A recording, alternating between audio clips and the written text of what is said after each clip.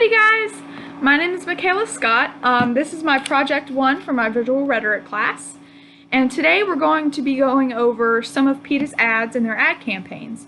And basically seeing how these ads work ethically and whether they do or not, how they can be improved or fixed. Yeah, absolutely.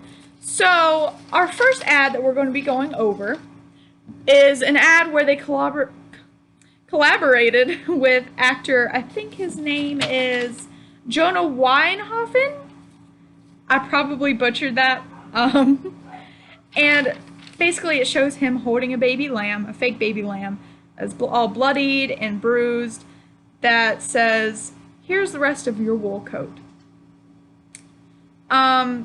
Just speaking from experience, I'm a farm kid, so I've raised goats and sheep pretty much all my life, and I know that, for one, this ad is extremely incorrect in a lot of ways.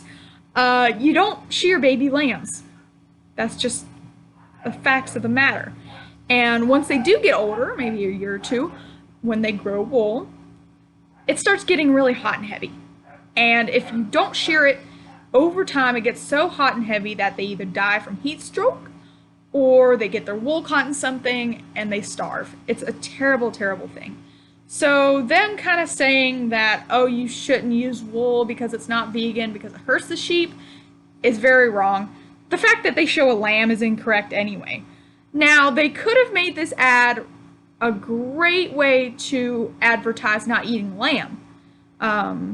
You know, not eating veal, not eating lamb, that sort of deal, because they do butcher baby lambs to eat, which is not cool, right? You could say, hey, look what you've done to this baby lamb, go vegan, and then that would maybe call people to action, like, oh no, that poor baby lamb, you know, it gets on their moral, basically their feelings inside, like, oh, the poor baby lamb, and they go vegan. There you go, you've done your job as an advertiser. But instead they kind of went after something super incorrect. Just doesn't make sense. Our second ad here, this is where we kind of get into like controversial territory, and you'll see throughout this video it keeps getting worse. Yay! So this particular ad is kind of based out over those Got Milk ads that you always see in school. This is catered more towards children. It says Got Autism, and it shows a bowl of cereal with a sad face, and it says studies have shown a link between cow's milk and autism. First of all, no. They based this ad actually off of a study in 2002, and I'll probably link it below, that said, oh, there's a link between autism and milk. Why are they giving our children milk in school, etc., etc. After more studies have been done, this particular study was, you know, analyzed. They said there actually is no correlation. They gave the kids milk and there was no emotional difference between kids who, you know, who drink milk and have autism. Second of all, the fact that they're kind of showing autism as a bad thing is this terrible, oh no, your kid has autism because you gave him cow's milk, you're a terrible parent. That's extremely terrible. That is trash. Absolutely.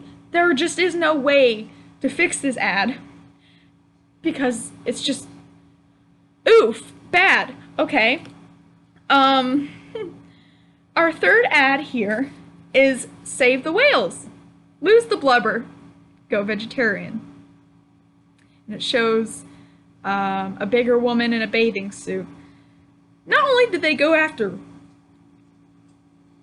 overweight people, they went after women. Great job. There's just, again, this one is kind of self-explanatory. It's bad. Now, they could have reconstructed this ad to be like, has a picture of kale on it or something that says, hey, you want to get in shape this summer? Just go vegan. There you go. Could have done a great job with this, but instead they did really terribly here.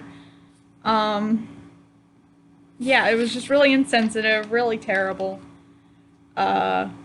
So our fourth ad, this is where we get into some deep waters. This is just the tip of the iceberg here. It shows a cute little piggy, and it says, "He died for your sins. Go vegetarian." I am personally religious. I'm Christian. Going after any religion when you're talking about vegetarianism doesn't make sense, for one. I mean, it's not like anybody's doing some like sick, twisted rituals here. It's just eating pork.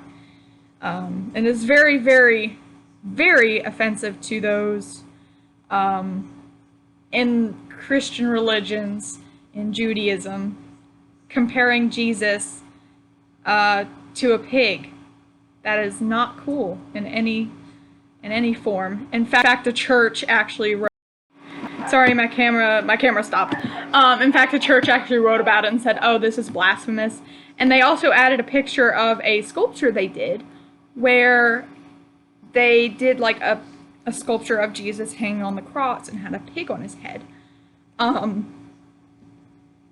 Bad. I mean, I don't have any words. There's just no way you can fix this. You could say, "Hey, pork, bad." Not comparing him to Jesus. That's a religious figure that's very, very important to people. That's just wrong. Now, the worst ones are here. I have two ads from the same campaign. This one says, during the 7 years between 1938 and 1945, 12 million people perished in the Holocaust. The same number of animals is killed every 4 hours for food in the U.S. alone. The Holocaust on your plate. Again, comparing animals to Holocaust survivors. And this ad is complete with a little baby cow on one side and a person from the Holocaust on the other side that is starving and suffering. Comparing Holocaust survivors to animals, that's a big no-no. They're not even on the same realm.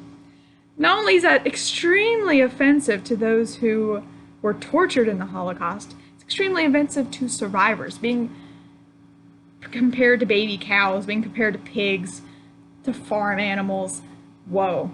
And then the other ad, again from the same campaign, says, "To animals, all people are Nazis," and it has people in a concentration camp and a bunch of chickens in cages. They're not even comparable. What the people in the Holocaust went through, that's not even comparable to what animals go through. I mean, I see what they were going for, like, oh, these animals are tortured and beaten and bloodied, which in some cases are true. In factory farms, they're terrible, they have terrible conditions, but it's an animal. Not saying that animals are necessarily, less than humans. They're living, being, breathing things, but they're not Holocaust survivors. Ew, that's bad. Stop it.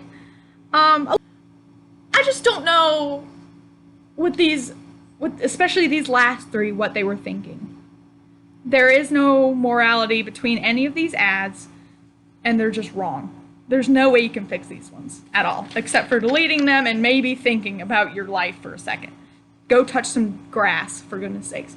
Do these ads exploit natural human emotional response to achieve a rhetorical effect? Absolutely. They try deliberately to do that by showing a beaten, bloodied lamb, by showing Jesus as a pig, and by showing Holocaust survivors. That gets people's attention. That's for sure.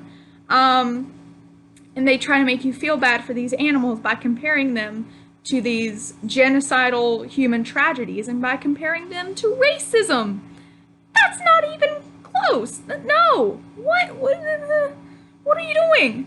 Okay, do they exploit the goodwill of an audience representing visual info incorrectly or distorted? Absolutely. A lot of this, we started the basics from the baby lamb. You don't shear baby lambs. But there's absolutely no correlation between killing cattle, killing chickens, and the genocide of millions of a whole group of people that went through terrible things, that were beaten and shot, and makes me want to cry even thinking about it. Absolutely. So, Does PETA do a good job at their ads? Absolutely not. They could improve their ads a lot by just staying on the basics. Hey, they beat chickens in factory farms. This is not cool. We should stand up and help the suffering of animals. Absolutely, I agree with you there. Factory farms suck. But you don't compare factory farms to the Holocaust. That's just absolutely not. You don't make fun of a whole group of people. Don't be racist. Don't make fun of overweight people. Don't make fun of people with autism. Be a basic, decent human, maybe. Absolutely. And that is my analyzation of PETA's ads. Thank you very much.